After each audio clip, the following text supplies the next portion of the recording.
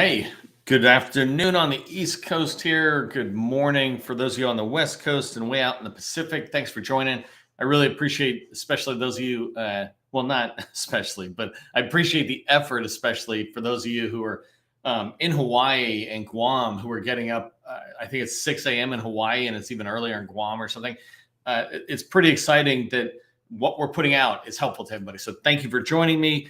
We're going to get started here just formally in 2 seconds. Just really putting up my slides so I remember what I want to talk about. And I follow the bullets. I did want to share with you a quick tip, by the way, for those of you showing up on time and early, is that I put out a post today on LinkedIn. I try to put out a post every single day. And I put out a post today that is about Department of Defense's top 10 largest or top 10 management challenges that they're facing.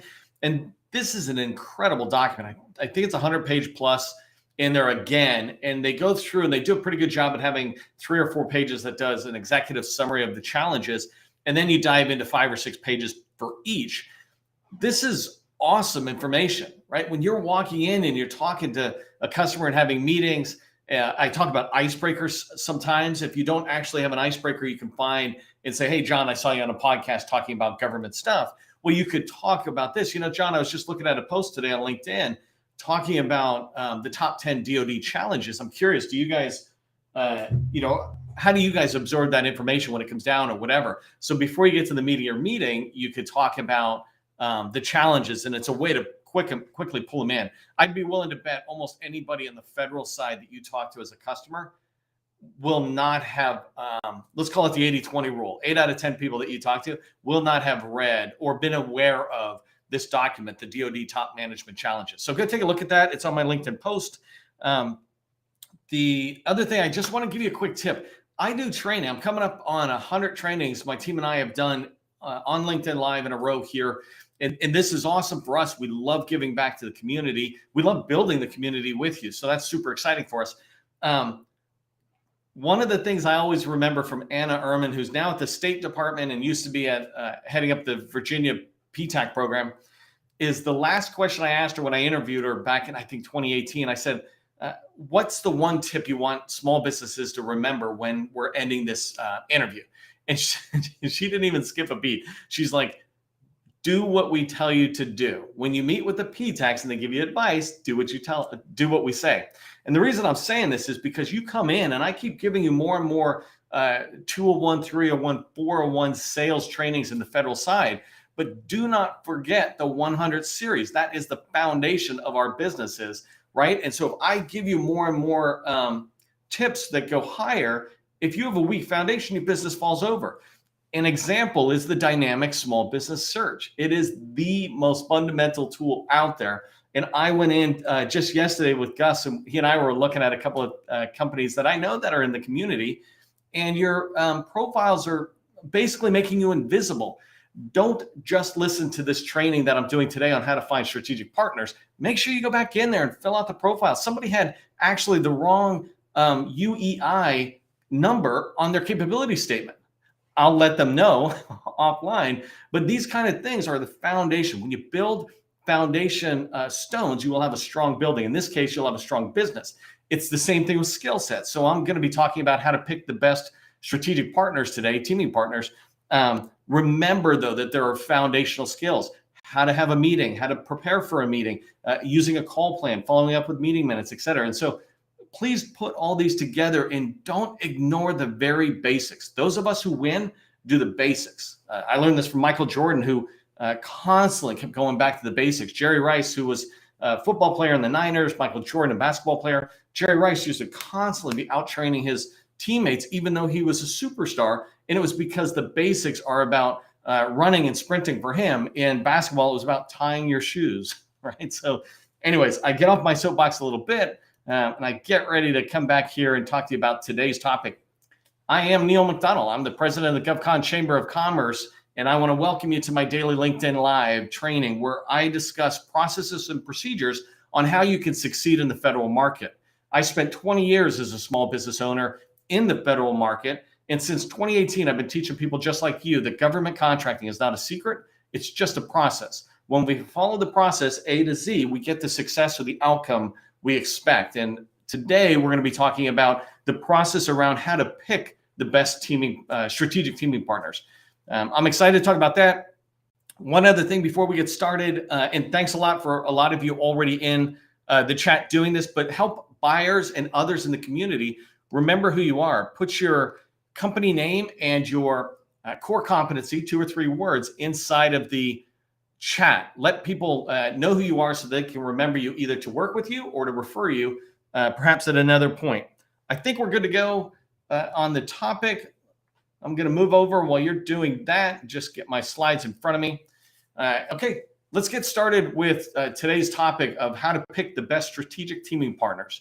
One of the things that motivates me to have this training for you is I know that people just like you, you're looking to grow your company strategically, not through luck, right? I talk to a lot of people who often might express, and you might be similar to this challenge that they have, that they've grown their company successfully to $1 million, $5 million, or $10 million. And they feel like they've done it primarily not through luck in the completely lucky way, but not through a process, not strategically. But they came out of the gate and had some good relationships. They got a contract here, it bounced here, but there was no process around it. There was no strategy around it. And so what I'm trying to talk about here in today's training, and a lot of the training I do is, man, I don't know what the heck that thing is there, that long chat. I'm sorry. Make sure no one's hijacking our chat. That's a huge concern of mine. Anyways, sorry, I got a little distracted there. But this idea, in fact, I got to stop looking at the chat because it's going to distract me. All right, now I'm not looking at the chat at all. So I'll look at it afterwards. I'll definitely answer your questions afterwards. Anyways, I want to have a strategy, right? You want to have a strategy on how do you grow your company to the level you want. So today I'm going to talk about a couple of key things for you to keep in mind. Why is it vital for you to have strategic teaming partners to reach your goals? What are some of the key traits when choosing a strategic teaming partner? What are some of the things you can pay attention to, like this criteria during interaction with that teaming partner? Because just like you think of an opportunity at any given point, you're giving it a bid, no bid decision. Even if it's informal, it's not an actual gate. You're constantly going, do I feel I can win it? Bid. Or not win it, no bid. And the relationships are the same. Are these the best for us or not?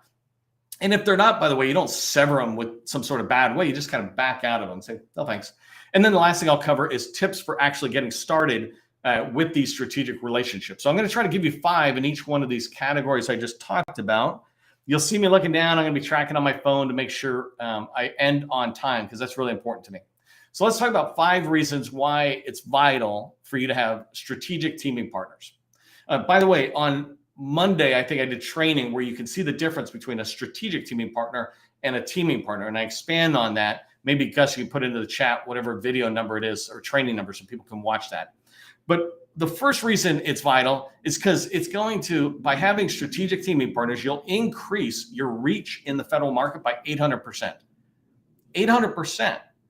And how do you do that? Because I say that you should have 8 strategic teaming partners per salesperson, business developer, capture, et cetera, right? So you should have 8 strategic teaming partners. If you have 8 strategic teaming partners, now your reach has grown by 800%. These people, when done correctly, are out there knowing about your business and advocating, pulling you into opportunities, et cetera. So the next reason on why it's valuable and vital for you to have strategic teaming partners is that it's going to grow your company 8 times faster. That 8 number, right? It goes back to the 8 strategic partners, but you're going to be able to grow your company 8 times faster. If you just grew your company with no strategic partners, just yourself, you could do this many opportunities trying to win this many contracts. But if you were trying to win contracts with each of your 8 strategic partners, now you can head towards that $100 million goal, for example, that I'm assuming you have for your business. You can grow towards that level 8 times faster by teaming up with 8 different strategic teaming partners. Okay, the next reason on why it's vital, you can gain access to opportunities that were previously blocked. I talked about this in numerous trainings that I've done. If you have a strategic teaming partner and you can get access to opportunities that maybe they've got in their pipeline you're not even aware of, or on a contract vehicle you'll have access to. That helps you increase the amount of opportunities you're tracking on. We know that SAM is a great repository of opportunities, right? We know that there are opportunities at certain places. We know that you could go to the PTAC and they can set up a feed that comes to you daily of opportunities that are in your space. But sometimes, even though the data sits there, we're just too busy or don't see it, or our eyes gloss over, whatever it is. When you have strategic teaming partners, they're bringing opportunities that might be a fit for both of you to your eyes. So it's a great way to gain access to opportunities, not just that are blocked because of an acquisition approach, but blocked because you didn't even know about it. So if this is making sense, what I'm saying, and you understand this idea that if you have strategic teaming partners, do me a favor, just in the chat, put 8X and let me know that you understand that it's vital that you have strategic teaming partners. As you're doing that, I'm going to move on to the 5 tips I have for the key traits for identifying a strategic teaming partner. These are really important because they're how I measure whether a company I'm looking at is the right company to come into my space strategically. And strategically means I'm going to have a lot of depth of discussion with them, and I'm trying to grow their company. They're trying to grow mine informally, right? We're just trying to mutually deliver success for both companies. So the first thing that I look for is that they're in the agency of choice. Let's use the Navy as an example. My primary target agency is the Navy. Then my strategic partners must be in the Navy. If they're not in there, then they're not adding anything to what I'm trying to do. They're coming along pretty much in the same position I am. The second thing that they should have is that they're on contract vehicles first, generally, right? Any contract vehicle, I'd be happy. I was looking at Cropper Federal Security. They're one of 31 companies. They just got on a SIN, and I'm forgetting what it is, like something engineering. But it was so unique that only 31 companies are on it. Well, that's a unique contract vehicle. So it's good that they're on GSA, but on this SIN, they're giving me access to opportunities that maybe buyers are pushing requirements through there. So that's general type ones and specific. Another specific example could be Oasis or Seaport Next Gen, right? In the Navy, Seaport Next Gen is the primary contract vehicle out there. And without getting into a big debate on that, if I'm looking at the Navy, I need strategic teaming partners that are on Seaport Next Gen because many opportunities come through there. The next one is that they offer complementary services and products to mine, right? They can't be competing. I'm not looking for a strategic teaming partner to have competing services. I don't mind actually teaming up with a competitor who does what I do. Let's say I do SharePoint and they do, and we can go after an opportunity together. I don't mind doing that on one-off opportunities, right? That's normal teaming when it makes sense. A strategic teaming partner, though, I'm not looking to go into a relationship like that where I do SharePoint and they also do SharePoint, because at some point we're both trying to land grab that task area. What I'd rather is that they have network engineering or cloud services or software development at some level that's related. And so you want to look for somebody who's not in competing stuff, but they have complementary services like I just described. You also want to make sure that when you're looking at your strategic teaming partner, that they don't have non-complementary services. In the SharePoint space, an example of non-complementary might actually be Oracle, because SharePoint is a Microsoft product. Oracle is a whole nother platform. That's not really complementary. That's buyers who are choosing that are going on different paths, and it's rare that they're using both, right? Not to say they are. Same thing with AWS or Microsoft or AWS, Amazon Web Services, right? But the other one is don't go after a construction company if you're not a construction company, and don't go after a strategic teaming partner in the IT space if you're in janitorial services. Find a complementary set of services that your strategic teaming partner has, and that will help both of you grow. You augment what they're missing, they augment what you're missing. All right, number 4. You want to look for a strategic teaming partner. This is going back to the key traits of choosing a strategic teaming partner. You want to find ones that have won contracts you wish you had either won, or you wish you had been on the team that got awarded the contract. And so this just takes a little bit of research. When you're looking at a strategic teaming partner, look at their wins. Are they winning contracts where you could have added value to it? So I'm thinking of this contract that's in play right now at NGA, and it's called Defender. And it's a huge kind of cyber play and all this other stuff. But there's this component of SharePoint, just sticking with that theme. And that SharePoint component allows me to fit in. And so if I looked at that contract and the scope that's out there publicly, it talks about wanting business intelligence and some portals, some project management portals. Well, I do that really well with SharePoint. So I could go in and support that contract. Well, if I'm looking at a strategic teaming partner, I want to make sure they've won some contracts where I feel like I could have contributed in a small part or a large part, doesn't really matter, but that somehow or another, if I'm looking at what they've won, I can predict what they're going to go after and how I might be able to make them even stronger.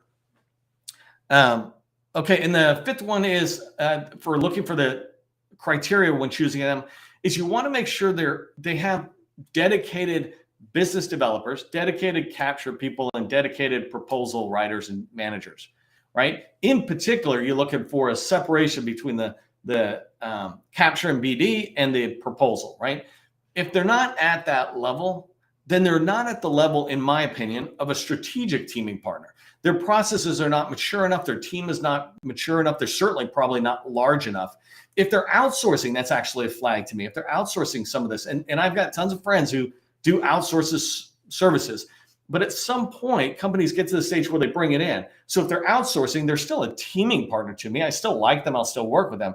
But a strategic teaming partner is one that's hitting this rhythm where they've got internal people moving forward. And so I don't want to go into this, by the way, debate on outsourcing, because I like the whole idea of outsourcing. But in here, when I'm looking for those 8 strategic teaming partners, I really want to see that they've got dedicated capture people.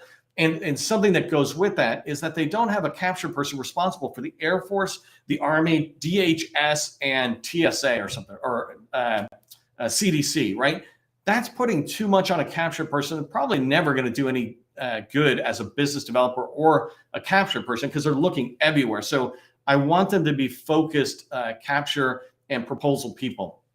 And you can find this, right? It's not hard. There's hundreds of, let's say there's tens of thousands of really eligible strategic partners. You just have to set your criteria, keep firm to it, and then begin to interview the companies that you're looking at. You don't need all 8 of them tomorrow. What you're looking to do is build this long-term strategy to get you to 100 million. Well, that means beginning to line up these 8 strategic partners. Sometimes they'll come on and they'll come off, they'll come on, they'll come off. And that actually leads me to the this next bullet that I want to talk about is the interaction criteria. When you're interacting with strategic partners, you can measure whether they should still be on your list, right? So say you looked at a company like Booz Allen and said, hey, these guys are great. I met with John over there and we're going to keep working together. Well, when you look at them, there should be criteria that you do on a regular basis. It's not a marriage. It's a more of a dating relationship, right? A marriage is long-term. A dating thing is, hey, as long as this is working for both parties, let's keep dating. But a marriage, theoretically, we're in. And so think of a marriage more like a joint venture. A strategic teaming partnership is more like dating, where you can get out at any point if it's not good for either party. And the idea, not that you couldn't do that with a marriage, the idea of interaction criteria that I put in place, I have 5 of them that I want you to pay attention to. The first thing is they must be willing to schedule and then meet regularly. I talk about this in other training, but every 2 weeks, you should have a 15 to 30 minute call with them, and they should embrace that. You shouldn't have to convince them that meeting on a regular basis is good. And so if they're not willing to meet on a regular basis, or if they say it, but then you find them canceling, those are signs that they're not a good strategic teaming partner. They're still a great friend. They still can be great for individual opportunities, but a strategic teaming partner is kind of like somebody in your company where we're committing to this activity because it is important, but not urgent. And it's vital that you show me that you're not going to let life push it to the side. And so I want you to be willing to schedule and meet regularly, number 1. Number 2 is that you're willing to establish a joint pipeline, that we actually are looking together to try to, hey, I'm bringing this opportunity or this one that we're priming. I'd love to see you sub. Here's one that we'd like to sub, and I think you could prime. And then we're doing the same for them. So a joint pipeline going with those regular meetings is what we discuss in there.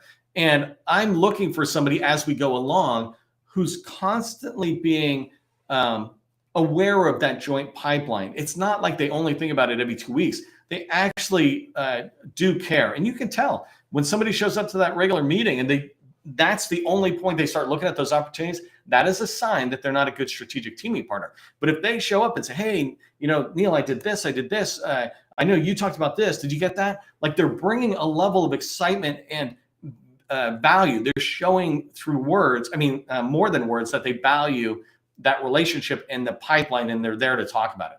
Number 3, they're willing to make introductions, both internal and external. This is important, right? If they keep you closed within a thing, hey, I don't want you talking to leadership or other people on my team, you just go through me. Well, now you've got a gatekeeper. They want all the credit. That individual wants all the credit. So even if the company was a good strategic teaming partner, these guys aren't, right? And so that's something you want to pay attention to. And you can tell that they're a good fit continuously. When you ask for an introduction, they make it, or they just make introductions on the side. By the way, everything I say about them, it holds for you and me as well, right? We need to demonstrate this and lead by example. Number 4 is that they share information freely. I talked about this in a previous training a lot larger, but basically what I mean is, if we're capturing stuff together, don't close hold information about the customer, the names of points of contact, or if I've seen people covet documents. I just mentioned I put out that 100-page document on challenges. Well, people will take that and hold it to themselves. I'm like, what are you doing? First off, it is public, but second, it could be helpful to our relationship and the things we're doing together. So you want to see that. Keep an eye out for that they're sharing information freely, and that you never get the feeling that they're not, right? It's like, it's like pulling, what do they call it? Pulling teeth to try to get any information out of them. If you have that, it might still be a good teammate for an opportunity, but it's definitely not a good strategic teaming partner. The last one in this interaction criteria is that they demonstrate a mature process is being followed. I talked about in a previous training that you want to ask them what their process is for BD, for capture, and for proposal, so we can work together with you and make sure we're following along. They could tell me this great process. And what I want you to do is, while you're interacting with them, make sure they are following a process. You can hear them talking about it. An example is if they come and they're just winging it about the joint pipeline, then they're not really following a capture process. If in proposals, like 1 minute something's on and something's off, or they bring something that's due and about to drop in 30 or 60 days, anything that's dropping in 30, 60 days generally is not a good thing. Yes, you can go after it. Yes, there's exceptions. But as a strategic teaming partner, we should be looking at opportunities we've been tracking together 6 to 24, 36 months out, right? And so if their process allows them to just drop anything into the pipeline, or at any given point abandon for no real reason, those are flags to you, and you just want to pay attention to it. A mature process doesn't do that. Even if they abandon it, they would have very good reasons. The customer, I just talked with them, they said they're actually leaning to 8A. We're not 8A. We're not going to go after it. And you're not 8A, so we're not going to be able to go after it. We're thinking about abandoning it. Okay, that makes sense. We just rationalized it through a mature process or way of thinking. So these tips I'm sharing, by the way, I have a handout I can provide. And actually, we're trying to improve our process of getting handouts to you, because I'm up to this stage of over 100 messages a day in the LinkedIn. So I got to pull it out of there. But if you would like a copy of the handout, just put best STP handout in the chat. So that's best strategic teaming partner in the handout, and I'll get that to you. Throw please at the end, please. Okay, so the last one, and let me get a sip here. This stuff is exciting for me, but I never give us enough time. We should be doing an hour, but okay. Here's 5 tips that I want you to have for going away on starting a strategic relationship. You identify a couple of companies based on what I was talking about.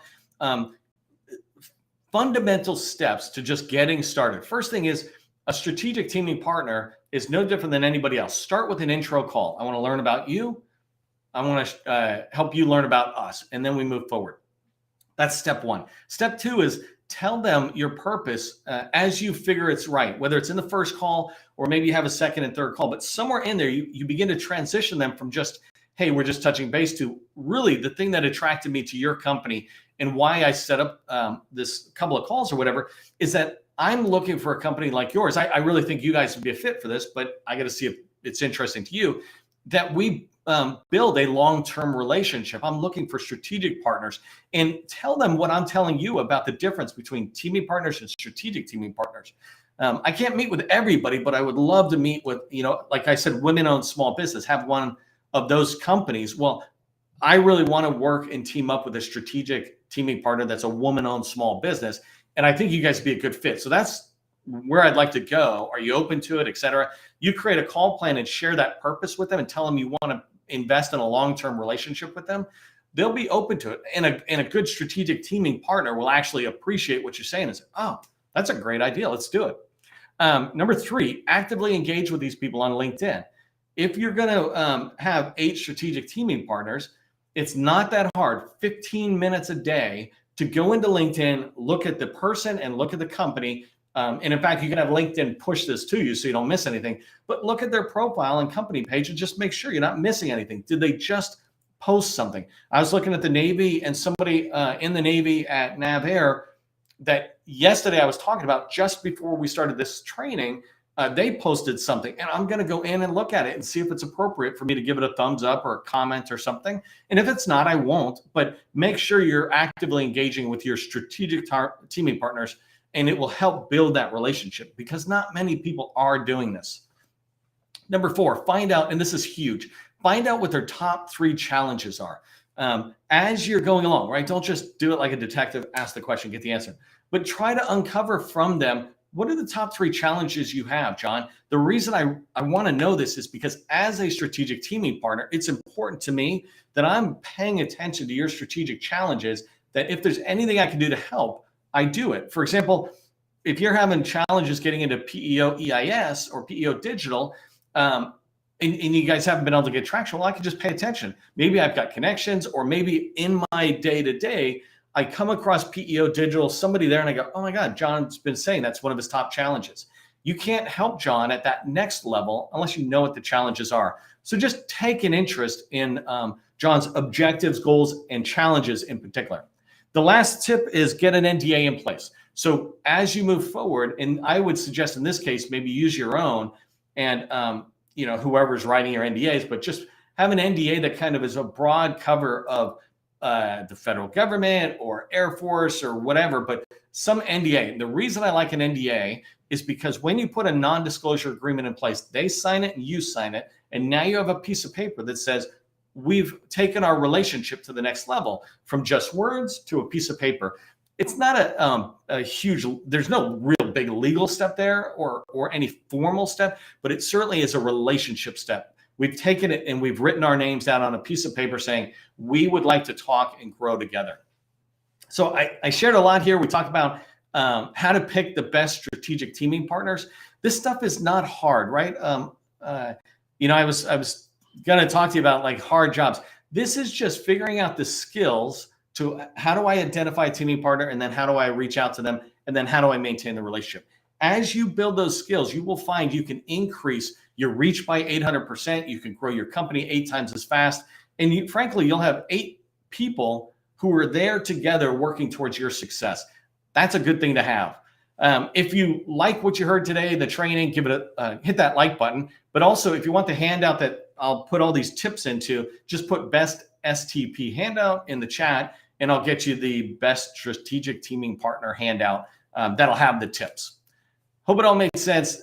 I want to thank you for being here. If you've been here all week for all 5 teaming related trainings, just great job. I'd love to hear about that and what your thoughts were, because we try to decide, do we group them all or do we do one-off topics? But thank you for being here today. Remember, government contracting, it's not a secret. It's just a process. Have a great weekend.